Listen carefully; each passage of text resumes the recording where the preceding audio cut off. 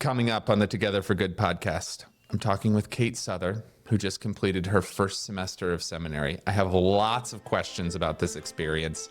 Here we go. Welcome to the Together for Good podcast, a podcast created by Bethany Lutheran Church in Cherry Hills Village, Colorado, and hosted by me, Pastor Nate Preisinger.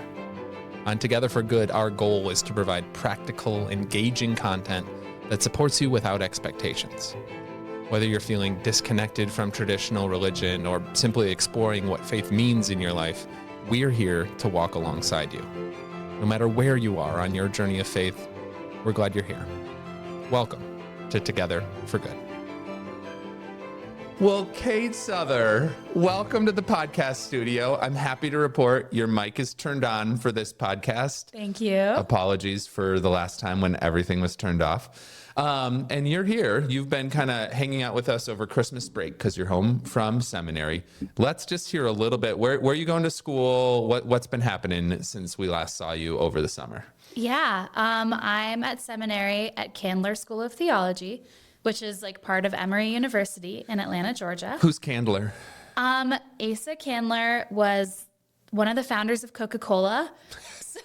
Our quad is shaped like a bottle of Coke, which I love because I love Coke. Oh my gosh. And he founded a school of theology for his brother, who was a Methodist minister. No way. Mm-hmm. He probably had a lot of money to do that.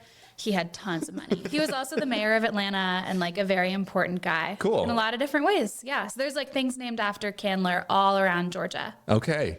So you went out there. When did you leave us? Sometime in August, right? Yeah. August 18th or something. Yeah. Okay. Went out there. You were there for the whole semester.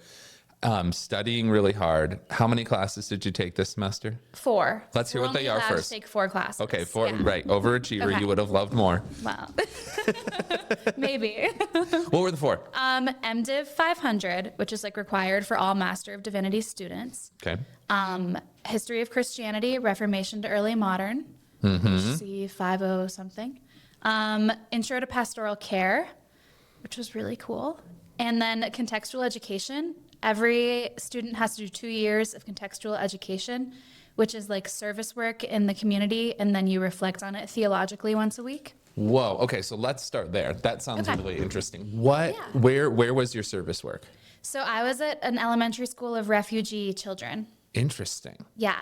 I would have assumed it would have been in a church setting or something like that. You would think, yeah. But other people are at like a youth metro prison, so they go there once a week and talk to like the juvie inmates. Yeah. I don't know what they're called.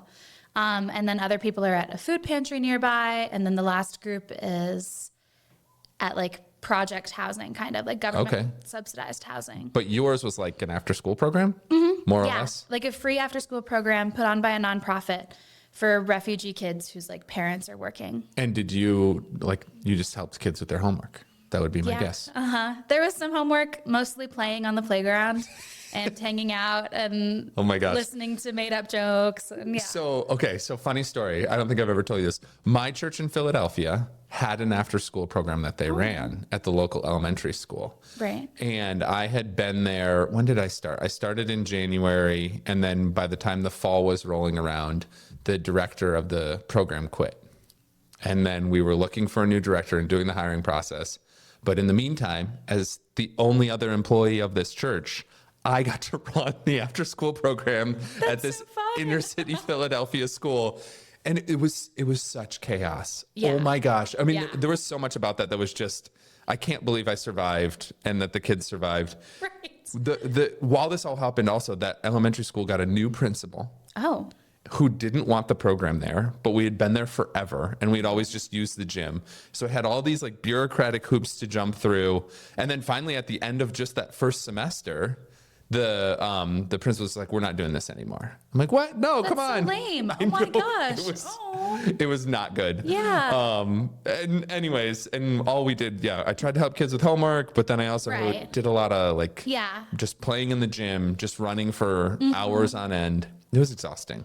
Yeah. Good for you, though. Yours sounded really a little fun. more It's organized. a little bit more organized. Yes. There are other people there with me. That helps. That really helps. It really does. But tell me about the theological reflection on this, because I don't think that that's normally the type of work people would consider for contextual ed in seminary. Yeah.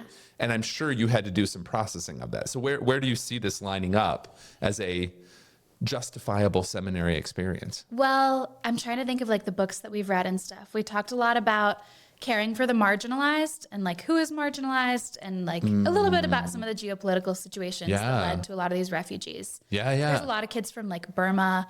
Like they were like, you're not really going to be able to use your Spanish experience because most people from Latin American countries aren't refugees, they're immigrants. So it's people from like way far away, like not like Mexico or Venezuela or these closer places where people are leaving. So we've learned a little bit about like some of the situations that have led to them fleeing to the United States. We talked about the theology of play, which was really cool. Oh, cool. Yeah. Yeah. Say more about that. Oh gosh, I'm trying to remember. But we sort of learned about how like in the Garden of Eden, there was a lot of play. Yeah. Like they were just playing and having fun, and that play can be kind of an ascetic practice to reconnect with the Holy Spirit, I guess. Absolutely. Like it was really neat. I'm trying to remember exactly what they there's said. just something so natural about it. Right. And having the chance to be free, to be fully present as who you are and not constantly processing like, how should I show up in this moment? I feel like that's what play allows is for the walls to break down, and it has an element of vulnerability to it, but in a very safe way, because you're just like having fun, not overthinking how should I show up now? How should I show up next? Yeah. And so it's very much like returning to child of God's self. It's very in a lot of present. ways. Yeah, very present. That's a good word for it. We also talked about, there was even an idea that when God created the world and the universe, that God was playing. Like that was, that creation is a sort of play. So it was really, that was a neat way to think about it. That like fully... that God was having fun and being present by making us like... And the hippopotamus, right? Like how could... Yeah, exactly. Like some of that is just so funny that of course it's play. Yeah. I love that. Oh, that's really neat. All right. It was a fun way to think about what we were doing for sure. Because it's a lot of play, definitely. Absolutely. A lot of pretend, a lot of, And to not have to feel like that doesn't count as ministry. Right, exactly. Yeah. To make it feel so important that it was what happened at the beginning of everything is really, really neat. Yeah, I think that's a great mindset for just moving forward with all of it. Because I get to play a lot around here, you know, and not to be like ashamed of that. I remember, I mean, I do these trivia nights here at Bethany all the time. And there was a day a while back where we had a snow day. This is a couple years ago. So all the kids were home from school. My wife also was working from home. I was working from home. And she, at the time, was in a very intense job where she just had a ton of things to constantly be doing, meeting after meeting, avalanche of emails. And so she's super stressed out. And she's like, what are you working on? I'm like, well, I don't want to tell you. And I was working on my trivia game for like later that week. It's like, ministry. I don't know. Maybe I'll go build a snowman. Yeah. Yeah, but it's play. There's something good about that. And it's helpful for community. Yeah. So will you be back at that school next semester? I will. This is a year long. It is. Yeah. Okay. And then for my second year of Con Ed, I do my CPE unit. Oh, that counts. Yeah. Okay, so for those who don't know, CPE is clinical pastoral education, and it's where you serve as a chaplain in some sort of medical setting usually, and then you process it with people. How are you excited for that? I'm much more nervous. Good. Excited. This is very appropriate. Yeah. Very appropriate. I think that's neat, though, that they let that be a part of your credit hours. It's great. Very convenient. Very convenient. Because a lot of times you have to find a summer or some time to just sneak it in and all that. Yeah. So, okay, here's where I want to back up before I hear more about your other classes, though. Talk to us about why, in the first place, you're going down this seminary path. Because then I kind of want to check that against your experience and how it's been so far. So, yeah, why did you do this? Why this specific seminary? No. Why seminary? Why seminary? Because you were debating law school. I think it was around this time last year we had a long phone conversation. I was considering, for sure. So glad I didn't do that. Why is that? My heart is in divinity. I have never wanted to do anything but theology. Yeah. And trying to convince myself otherwise was pointless. I'm really glad to hear that. But Yeah. but say more about what it was that Yeah. let you your heart's in divinity. What about Right. that? Yeah. I really discovered a passion for theology during my confirmation in middle school. I You're like would the only one. constantly bother. Maybe. But I was like just constantly raising my hands and asking questions and, wanting to have deep theological conversations. I just loved it. I would look forward to every Wednesday night when I got to learn more about God. I just loved the systematic theology aspect of it all. There was something that just clicked and felt so meaningful to me. I can't explain it. It's just what I loved to learn and to do. And then one day in Sunday school, they were like, we don't ordain women, blah, blah, blah. And I was like, oh, I'll go be a pastor. Because we went to a Missouri Synod church. Yeah. And I was like, fine, well, I'm going to be a pastor. And I was all mad and still am a little mad.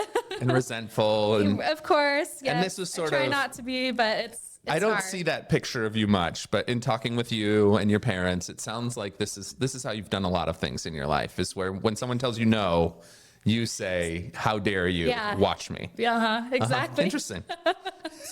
Well, it works. And then it kind of just became my dream job. I can't see myself doing anything else. I can't imagine a job that would be more fulfilling and fun to me than being a pastor and having the honor of talking about God and thinking about God constantly. Yeah. I've wanted to be in seminary since I was in middle school. I remember in high school sitting through some of my classes, which I still enjoyed, and being like, I can't wait until I'm in divinity school and I get to really learn about what I want to learn. Oh my gosh. I you were the knew only what- one.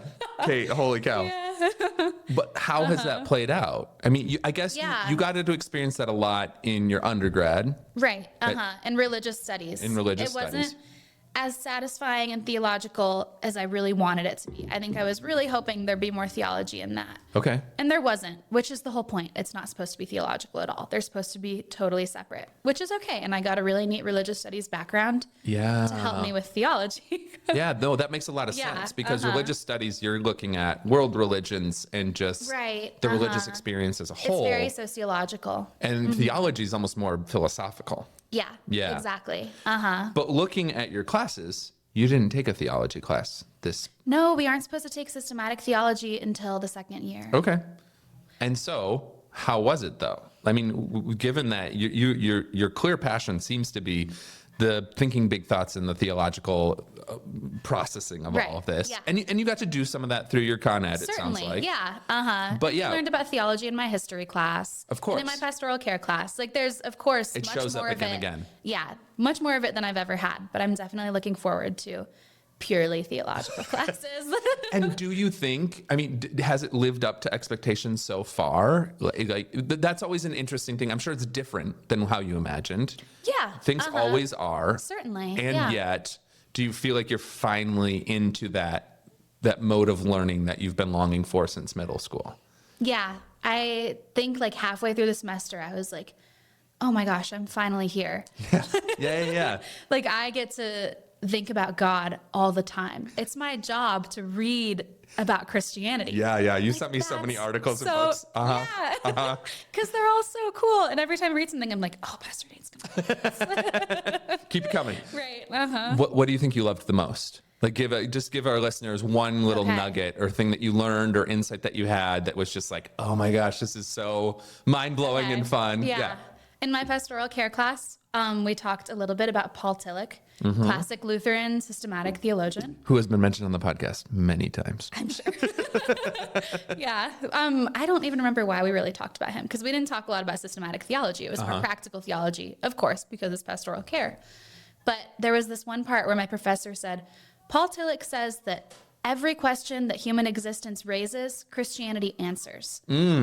And oh my gosh, I loved that. It's in my notes, highlighted and in bold. And Yeah. But all the questions that are inherent to human existence, why we're here, who made us, why we deal with things like unhappiness and sin, and all of these millions of questions that are unique to humanity and that are just inherent in our existence, they're all answered in Christianity. Yeah.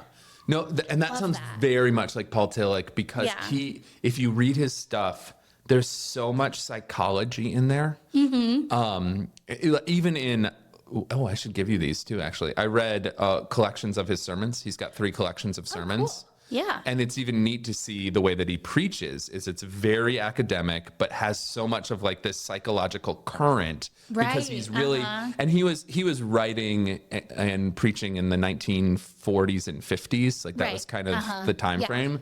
And so there was a lot of like psychological insight going more mainstream that he clearly picks up on. Right. And then attaches to his mode of thought. Pretty cool. Yeah. Okay. Yeah. Any other fun little insights or tidbits? Give us one more. I have loved Julian of Norwich. We read a little. She's been one of my favorites for a a long while. time. I think you wrote a 365 devotional about it. I'm sure I did. I really, really like her. Yeah. But you dealt with her in history, the Christian history class? It was actually in my MDiv 500 class. Oh, well, yeah. Actually, say more about that, because we don't know. I don't know what that means. So everybody has to take it. And we do these readings on like various theological themes. So the history of theological education was a little bit of it, like what it used to be. Oh. Like who were the pastors like in the church in the book of Acts, like the very first ones. And then like was there seminary in the year 200, like kind of stuff like that you, I guess, don't really think about. And like when the modern seminary was created, a lot of universities, like the universities were founded as places for theological education. Right. Like the University of Paris is a really old one and stuff like that. Oh, wow. Mm-hmm. Yeah, I mean, because pastor was it was a job that was needed in every town back in the day. And it was a job that needed to be highly educated. And so that's often why. Do I have that kind of right? Yeah. And a lot of the like requirement for high education came from the Reformation and a need to defend your faith. So like kind of this Lutheran defensiveness. Yeah. Like, I have all the answers and I can prove it in the Bible. Well, and to push back on that too, it wasn't just like, because there's the counter Reformation too, as I'm sure you learned. And so there was defensiveness on both sides. Certainly, yes. But sort of this requirement for high education for all clergy is like pretty unique to the Reformation, but it did exist for a lot of clergy before then. Yeah, and I really think I love that our church requires this. That we want to have highly educated pastors. And one of the things about it that I just find in the day-to-day work of a pastor that's so valuable is that I've really learned through my undergrad and my seminary degree some unique ways to think. And that in turn allows me to connect well with a lot of people. Mm-hmm. And I just, the way I'd always talk about seminary as a liberal arts education, like turned up to 11, it's a master's liberal arts education, because you have to learn so many, I mean, just look at your classes, right? Pastoral care is something very practical. History, this MDiv 500, which is probably more, it's like got history like to it. Introduction. There's history, there's theology, there's all these little pieces. And you're still going to have a theology class. Certainly, yeah. And you'll have you probably have like a church administration class, right? It's so eclectic what you learn, but it's really neat that you're getting all this material from these brilliant, brilliant people. And that then sets you up to step into a community to kind of because you're not going to learn everything that you need to know in seminary, but hopefully you learn how to think. Yeah. And you learn a broad set of skills that then can adapt in whatever setting you wind up in. Right. Yeah. So as you think now, I mean, you're only one semester in, but what do you think your ideal ministry career would look like at this point? I won't hold you to it, but we will record this and play it back. Okay. Right now, I would love to be a parish pastor. Okay. To have a congregation. Ideally, another pastor would be there with me. I don't really want to be the only pastor at a church, but maybe. And to lead a church, give the sacraments to my congregants, to be like just a classic parish pastor. Very cool. Which is not what most people are hoping to do in seminary. Oh, really? Yeah. Yeah. What are your classmates thinking? A lot of them are wanting to do like advocacy or some kind of like church assisted work, like nonprofit stuff. Church partnership things, MDiv assisted jobs. Most of them are like mission work, all the different sort of ways you can be a pastor. Yep. Not a lot of them are wanting to be classic pastors parish. For one congregation. Yeah. And why do you want to do that? it seems awesome. And you've worked here for 3 summers, so like, if you were gonna run away, Yeah. no. But I mean, even I love that you mentioned the sacraments in there. What about that seems so compelling? I mean, almost nobody. It's like not like the exclusivity of it, but the honor of it. Yeah. Like, what a neat thing to be able to do. How special and fulfilling and holy and like meaningful. Yeah. You know, there's just something about it that's so meaningful. Absolutely. No, It's and divine. yeah, exactly. And it's just such a incredible practice that's been apart for so long. And there's so much theology baked into it. Oh my gosh, yeah. And to just get to be the one that tells that story again for a community What an of honor. people. Yeah. Yeah. What a special thing to be able to do, to get to do. It's love a that. privilege. Yeah. It's a huge privilege. No, and I love that that's where your mind goes. It's very Lutheran of you to be sacramental. Right. Good work. Good work. Mention that in your I candidacy haven't turned interviews. Methodist yet. Yeah. Right. So it's a Methodist school. It's a Methodist school. Have you noticed some differences? Are there things you're picking up on in terms of what, the general line of thought? I'm sure it's very open and accepting, and they're glad that you're there. They're not trying to convert you into a Methodist framework. But yeah, No. just anything that you notice that you're like, oh, like we do that a little differently. Or Yeah, a few things. I mean, they tend to use like Methodist lines of thought when explaining things. So like they'll use like Wesley's quadrilateral, which is this way of understanding. It's I've like used that. It's great. experience. Tradition, Scripture, experience, tradition. There's a 4th one because it's a quadrilateral. Right. We should know this. Belief. I don't know. They're big on belief. Uh-huh. They like mentioning that a lot. Like there's just a few things I noticed where I'm like, that sounds very Methodist. Okay. Of course, which is to be expected. And there's a ton of Methodist students and, they get kind of cliquey, like stuff like that, where Okay. it's just sort of like, all right, we get it. But Methodists are really good at higher education. Yeah. Lutheran higher education is in a state of disarray. Methodist higher education is very strong. Like Duke is a big Methodist school. And Emory, of course. Uh-huh. Yeah. Very cool. I think, is Princeton Methodist? No, Presbyterian. That's right. That's right. Okay. Anyways, yeah, they do a good job of being very open to a lot of different belief systems. Yeah. Which is probably why their higher education does really well. And it's not like it's that far afield No. from Lutheran thought. Yeah. Yeah. It's not horribly different. Yeah. And a lot of it has led into sort of American evangelicalism. It's like the early beginnings of evangelicalism is Methodism. So I'm just familiar with that being an American, Right. Yeah, Exactly. It's I just know sort of the what waters that we kind swim in. where it comes from. So that also helps you connect to Methodism. From a faith perspective, I'm curious how this experience has been because, when you were at Georgia Tech, you were involved with like the campus chapel stuff, right? You gave me a shirt. Sorry, Georgia. Oh my gosh. Wake Forest. It's like, Oh my you mean gosh. when I refereed there for one weekend? Oh my, I'm glad you didn't Yeah. walk out. No, I like Because we were Georgia Tech. talking I about like Georgia. Tech. Yeah, it all was in my That's mind. okay. When you Yeah. were at Wake Forest for your undergrad, go Deeks. Go Deeks. What? You were involved in campus chapel stuff, right? Right. And yeah. things like the that. Lutheran group. Yeah. Episcopal group. Which is much more like faith community experience. Right. And now heading off to seminary, it's much more academic. And I'm the only Lutheran. And you're the only Lutheran. So yeah, what has that been like? And just from a faith perspective, do you feel like it's Yeah. changed a lot or it still feels similar? I don't know. It definitely feels different in a way that's hard to explain. I would say that my faith is stronger now because I have even slightly more of an academic basis for it. Oh, interesting. I remember during my candidacy psychological interview, they were kind of asking me like, oh, well, do you feel that you pray a lot more now? And do you feel more faithful? And I was like, no, but my faith feels stronger because I'm reading more and because I'm thinking and talking about theology a lot more.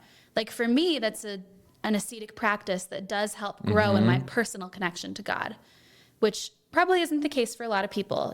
Things like prayer and community in church and worship will do that. But for me, the academics really do strengthen my faith. So with more of the theological academics, I would say that my faith is stronger. Yeah. And different, certainly, because it's a very different community, of course. And yeah, but I would say that I feel more faithful and more grounded, like a seminarian. Yeah. Yeah.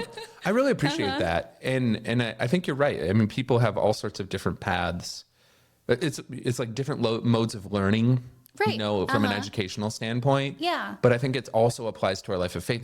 There's just different practices that resonate more with some folks than others. Right. And I asked you that question just because my experience, I remember, I was younger, because I'm thinking more of when I went off to college, where I was able to take theology courses, right. Bible courses at my good Lutheran institution. Right. and coming from a high school faith mindset as well.